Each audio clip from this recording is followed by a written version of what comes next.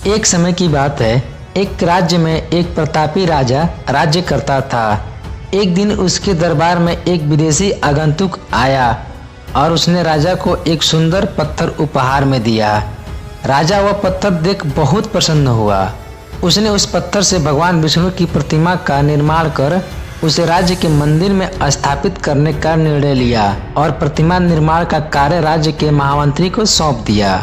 महामंत्री गांव के सर्वश्रेष्ठ मूर्तिकार के पास गया और उसे वह पत्थर देते हुए बोला, महाराज मंदिर में भगवान विष्णु की प्रतिमा स्थापित करना चाहते हैं। 7 दिन के अंदर इस पत्थर से भगवान विष्णु की प्रतिमा तैयार कर राजमहल पहुंचा देना। इसके लिए तुम्हें 50 स्वर्ण मुद्राएं दी जाएंगी। 50 स्वर्ण मुद्राओं की बात सुनकर मूर्तिकार खुश हो गया और महामंत्री के जाने के बाद प्रतिमा का निर्माण कार्य प्रारंभ करने के उद्देश्य से अपने औजार निकाल लिए। अपने औजार में से उसने एक हथौड़ा लिया और पत्थर तोड़ने के लिए उस पर हथौड़े से वार करने लगा, किंतु पत्थर जस का तस रहा। मूर्तिकार ने हथौड़े के कई वार पत्थर पर किए, किंतु पत्थर नहीं टूटा।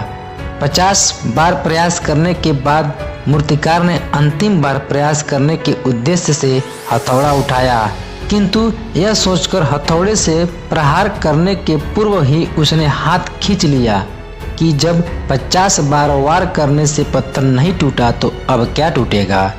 वह पत्थर लेकर वापस महामंत्री के पास गया और उसे यह कह वापस कर आया कि इस पत्थर को तोड़ना नामुमकिन है, इसलिए इससे भगवान विष्णु की प्रतिमा नहीं बन सकती। महामंत्री को राजा का आदेश हर स्थिति में पूर्ण करना था, इसीलिए उसने भगवान विष्णु की प्रतिमा निर्मित करने का कार्य गांव के एक साधारण से मूर्तिकार को सौंप दिया। पत्थर लेकर मूर्तिकार ने महामंत्री के सामने ही उस पर हथौड़े से प्रहार किया और वह पत्थर एक बार में ही टूट गया। पत्थर टूटने के बाद मूर्तिकार प्रतिमा बनाने में जुट गया। इधर महामंत्री सोचने लगा कि काश पहले मूर्तिकार ने एक अंतिम प्रयास और किया होता तो सफल हो गया होता और 50 स्वर्ण मुद्राओं का हकदार बनता।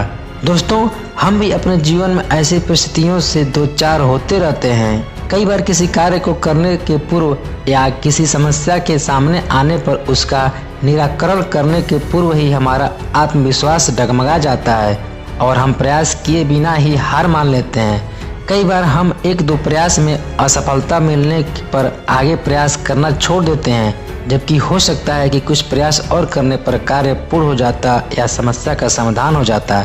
यदि जीवन में सफलता प्राप्त करनी है तो बार बार असफल होने पर भी तब तक प्रयास करना नहीं छोड़ना चाहिए जब तक सफलता नहीं मिल जाती।